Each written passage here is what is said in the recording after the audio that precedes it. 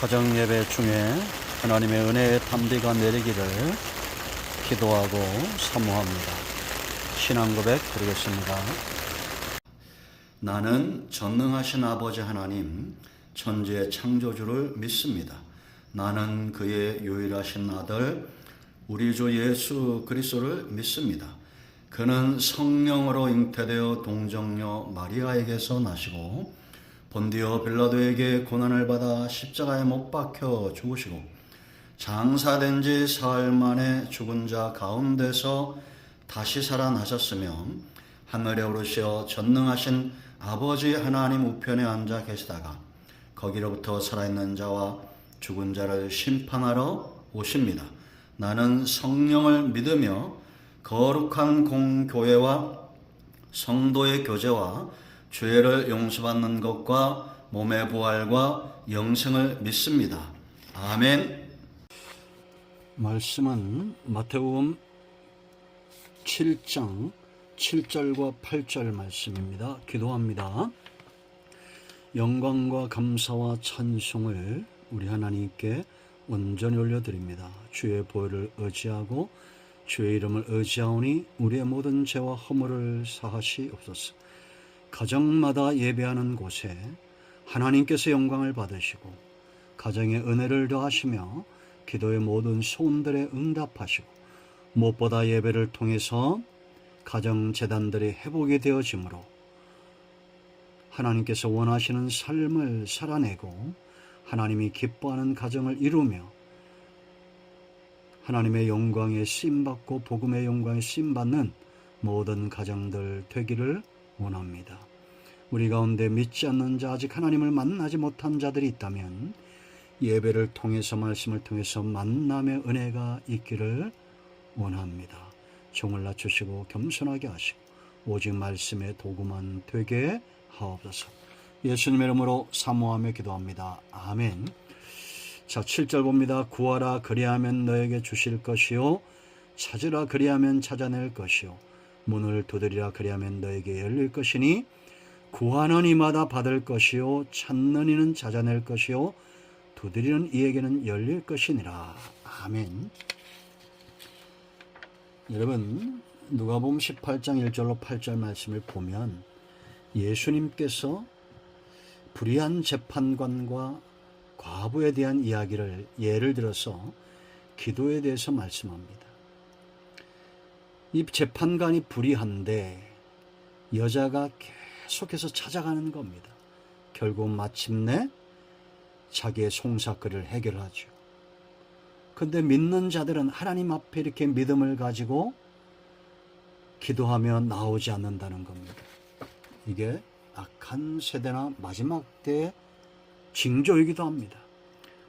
사람들이 더 이상 기도하지 않습니다. 여러분, 우리가 어릴 때만 해도 기도를 참 많이 했습니다.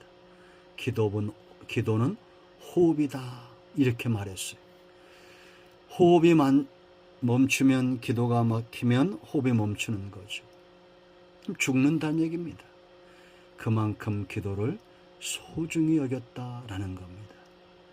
여러분, 성도는 기도로 강해지고 기도로 그 삶이 풍요로워집니다. 요한복음 14장 14절 말씀을 보세요. 내 이름으로 무엇이든지 그랬습니다. 조건이 없어요. 무엇이든지 내게 구하면 내가 행하리라. 너희가 나를 사랑하면 나의 계명을 지키리라. 여러분, 주님을 사랑하십니까? 그렇다면 주님의 약속을 귀하게 여기고 기도함으로 하나님 앞에 나아가기를 축원드립니다. 자, 여러분, 야고보서 4장도 2절 말씀 보면 4장 2절 너희는 욕심을 내어도 얻지 못하며 살인하며 시기하여도 능히 취하지 못함으로 다투고 싸우는도다. 너희가 얻지 못하면 구하지 아니하기 때문이요. 그랬습니다. 얻으려고 다투고 싸우지만 얻지 못한다는 거예요. 기도해야 얻는데 구하여도 받지 못하면 정욕으로 쓰려고 잘못 구하기 때문이다. 하나님의 뜻대로 구하는 기도는 반드시 응답이 있습니다. 여러분, 우리가 탕자의 비유를 알죠. 아버지의 집이 얼마나 풍족한 게 많습니까? 그런데 아버지를 떠나갑니다. 아버지와 관계를 절연하는 거예요, 스스로. 결국은 돼지 우리에 들어가서 돼지가 먹는 쥐염 열매를 먹고자 했지만 주는 자가 없었다. 누더기 옷을 걸치고 집으로 돌아왔을 때 다시 그 신분이 회복이 되고 삶은 풍요로워지는 겁니다. 성도도 똑같습니다. 우리가 왜 하나님을 아버지라 부르면서 아무도 주지 않는 쥐염 열매를 먹는 그런 탕화로 살아갑니까? 아버지 집에 있는 모든 풍족한 것을 누리는 저와 여러분이 되어야 됩니다. 자, 이제 주님께서 그럼 도대체 무엇이 문제인가? 너에게 문제가 무엇인가를 주님이 지금 말씀하시는 거예요.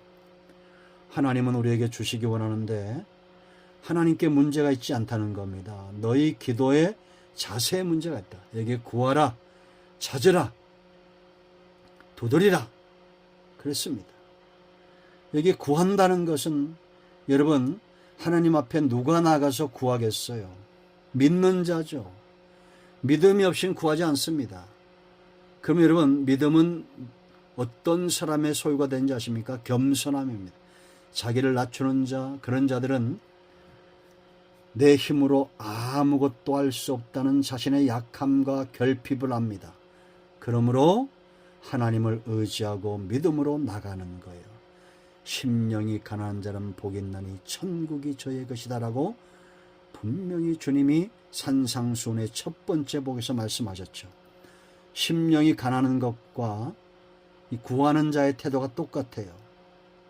하나님 외에는 의지할 것이 없는 것, 정말 그 중심에 원하는 것이 없는 심령 가난한 자, 스스로 자기 자신이 얼마나 연약한 존재인지를 아는 겁니다. 제가 구체적인 예를 많이 들어봤습니다. 그 전에 정말 빈털터리고 아무것도 없고 지갑에 1,000원짜리 한 장도 없을 때는 하나님 앞에 울며 기도하죠. 수중에 딱 100만 원, 1000만 원만 있어봐요. 벌써 교만이 싹트고 기도하지 않고 하나님 중심의 삶 살지 않고 육신 중심의 삶으로 돌아갑니다. 그건 구하는 자의 모습이 아닙니다. 억만금이 있어도 하나님 앞에서 자기 중심을 가난하게 만들 줄 아는 사람, 이런 사람이 복을 받는 겁니다. 지혜로운 농부처럼 이른 비와 늦은 비의 은총을 구하는 거예요. 야고보 5장 7절 말씀 보면 그러므로 형제들아 주께서 강림하시기까지 길이 참으라. 보라 농부가 땅에서 나는 귀한 열매를 바라고 길이 참아 이른 비와 늦은 비를 기다리나니. 이런 겸손과 자기를 낮출 줄 아는 사람. 그러므로 여러분 기도하기 전에 내 중심을 먼저 봐야 됩니다. 나는 구하는 자인가? 내 열심과 내 노력과 내 의지로 사는 자인가? 하나님 없는 노력, 문제가 있습니다. 이제 구하는 게 먼저예요. 두 번째는 찾으라. 이 겸손함으로 믿음으로 구한 것에 더 나아가서 적극적으로 응답을 찾는 것을 말합니다. 이들은 기도의 자리에만 있지 않아요. 1년 내내 예를 들어 산기도를 간다거나 집안도 일터도 다 팽개치고 기도만 한다거나 그러지 않습니다. 그러면서 말은 특별한 무슨 기도의 사명 아무데나 갖다 붙이지 마세요. 하나님이 먼저 여러분들을 가정의 한 어머니로 아내로 세웠고 아버지로 직장에 일하는 자로 먼저 세운 겁니다. 제가 구체적 예를 드렸죠. 내가 출근하는 직장인이다. 남들보다 30분 먼저 가세요. 그리고 10분 기도하고 또 기도한 다음에 주변 정리를 먼저 하고 이게 솔선수범하는 겁니다. 9시 출근인데 9시 5분쯤 와가지고 기도 5분 해보세요. 그게 욕먹는 겁니다. 삶을 똑바로 해야 됩니다. 그래서 여러분 인간의 행동을 더하는데 예를 들면 공부하는 학생이 지혜를 구했어요. 그럼 어떻게 됩니까? 누구보다 열심히 기도했으면 공부해야 됩니다. 이게 산믿음이에요. 사업하는 자가 기도했으면 지혜를 구하고 새로운 플랜으로 사업을 계획하고 열심히 일하는 겁니다. 용서를 원수를 용서할 힘을 구했으면 먼저 다가가서 용서를 구해야 됩니다. 전도를 위하여 기도했으면 전도 현장으로 가야 돼요. 제가 얼마 전에 이 동네 빵집이 새로 생겨가지고 딸이랑 같이 빵을 사러 갔어요. 근데 빵 고르는 시간보다도 계산하는 시간이 더 오래 걸리더라고요. 처음 해보시니까. 근데 자꾸 내 마음에 전도하고 싶은 마음이 드는 겁니다. 그럴 땐 순종해야 됩니다. 그래서 교회를 나가보신 적이 있습니까? 라고 물었더니 전에 나갔는데 쉬고 있다는 겁니다. 잘 됐습니다. 전이 롯데마트 옆에 큰나무교회 담임 목사인데 꼭 오시라고. 이제 사냥꾼이 먹이를 발견한 것처럼 죄송스러운 편이지만 저는 빵을 별로 안 좋아하지만 자주 갈 겁니다. 그래서 전도에 소명을 다해야 되겠죠. 여러분, 전도를 위하여 기도했으면 말하십시오. 은혜를 구했으면 예배의 자리, 성경을 보아야 됩니다. 은혜 달라고, 응답 달라고 하면서 왜 성경은 보지 않습니까? 자, 세 번째, 이렇게 우리가 구하고 빈 마음으로, 겸손한 마음으로 결핍을 알고 심령이 가난한 상태로 구했으면 응답을 적극적으로 찾아야 되고, 세 번째가 중요합니다. 두드리는 인내입니다. 기다려야 돼요. 인내해야 돼요. 열릴 때까지 두드리는 겁니다. 하나님으로부터 응답이 오기까지 믿음으로 바라며 기다리는 것입니다. 문이 있다는 것은 열린다는 거예요. 그럼 여러분, 그러면 인내가 왜 더디 올까요? 왜 더디 응답이 올까요? 야고보서 1장 4절 말씀 보면 인내를 온전히 이루라. 끝까지 인내라는 겁니다. 그러다 보면 반드시 때가 온다는 거예요. 이는 너희로 온전하고 구비하여 조금도 부족함이 없게 하려 함이라. 인내하고 기도하면 하나님께서 부족함이 없이 일하도록 만드신다는 겁니다. 여러분, 출애굽기 2장 마지막 부분을 보면 이스라엘의 고통 가운데 부르짖을 때 하나님이 그 기도를 들으셨어요. 그리고 뭐 하셨습니까? 모세를 준비시키고 80년 동안 완벽한 신발 벗은 사람으로 만들어 놨어요. 80년 걸렸어요. 응답이 오기까지. 여러분, 우리가 21일 작정기 드리는 거 하죠. 왜 그게 어디서 나온지 아세요? 다니엘의 세일의 기도입니다. 37, 21일. 다니엘이 기도 시작하니까 하나님이 천사들을 대동하고 그 일을 준비하기 위해서 21일, 하나님이 능력이 없어서가 아니에요. 우리의 발걸음과 보조를 같이 하시는 겁니다. 그러므로 인내하는 것이 굉장히 중요합니다. 하나님은 우리의 믿음을 달아보시는데 얼마나 네가 인내하느냐라는 겁니다. 기도했으면 더 이상 한나처럼 얼굴에 수심이 없어야 돼요. 사무엘장 1장 18절 말씀 보면 더 이상 근심이 없었다고 말합니다. 이게 바로 기도한 사람의 모습입니다. 여러분, 성도의 삶은 하나님으로부터 옵니다. 아버지 집에 우리가 구할 것이 너무 많습니다. 집 떠난 탕자처럼 살지 마시고 자녀로, 상속자로 살기를 축원드립니다.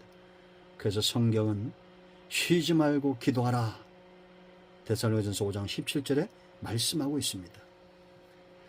새벽기도 여름에 겨울에 방학한다고 기도를 방학하는 거 아니라고 그랬죠.